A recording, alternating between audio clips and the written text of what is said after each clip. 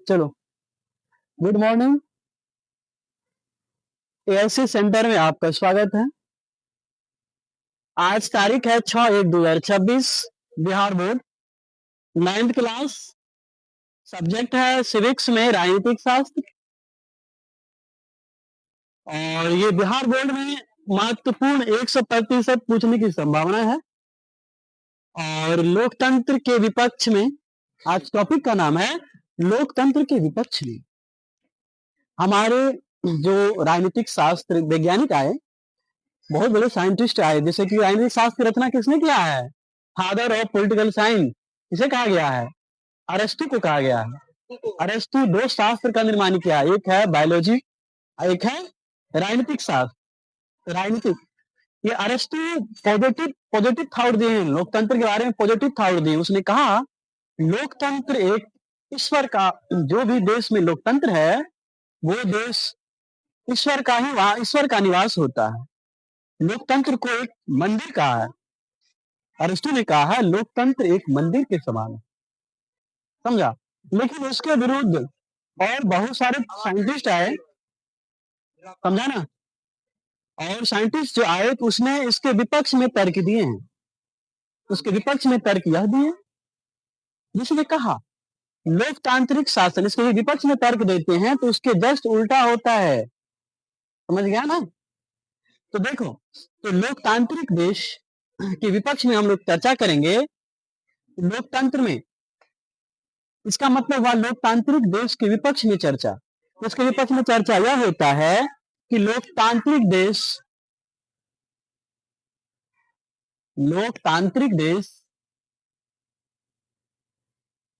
में बहुत सारी पार्टी होती है। क्या होती है? बहुत सारे पार्टी होते हैं,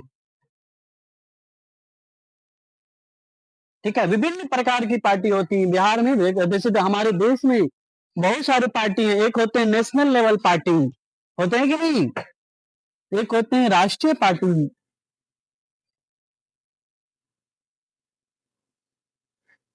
राष्ट्रीय पार्टी विभिन्न प्रकार के हैं, है कि नहीं? और उसके बाद होते हैं राजकीय पार्टी। राजकीय पार्टी जिसको राज्य पार्टी भी बोलते हैं उसे। एक होते हैं रजिस्टर्ड पार्टी,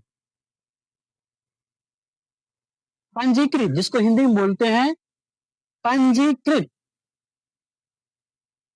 पार्टी। इतने सारे पार्टी होते हैं, इसमें बहुत सारी पार्टी, विभिन्न विभिन्न प्रकार के पार्टी होते हैं, समझ में आया? ऐसा इसके विपक्ष में जब हम चर्चा करेंगे तो जो लोकतांत्रिक देश है वहां पर बहुत खर्चीली चुनाव कराया जाता है। वहां क्या होता है? बहुत सारे खर्चीली होते हैं, खर्चीली चुनाव होते हैं,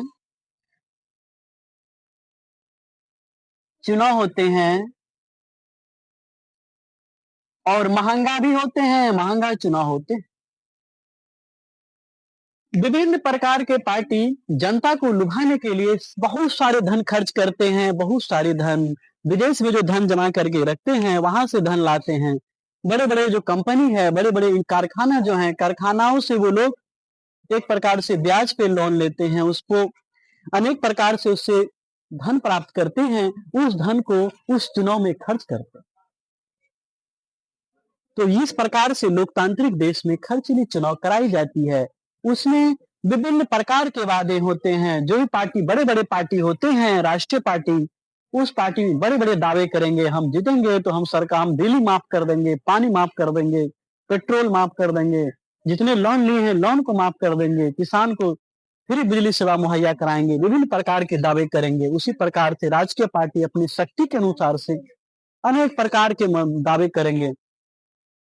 पंजीकृत पार्टी इसी प्रकार से जितनी पार्टी होंगे सभी विभिन्न विभिन्न प्रकार के दावा पेश करेंगे, ठीक है। इसी पर क्या होते हैं, इस दावे को पूरा करने में विभिन्न प्रकार के जनता जनार्दन, हमारे लोग जनता जनार्दन क्या एक प्रकार के वो पूरा कोमल होते हैं। वो जिसको जो कहेगा वो तो सिर्फ फायदा चाहिए उसको।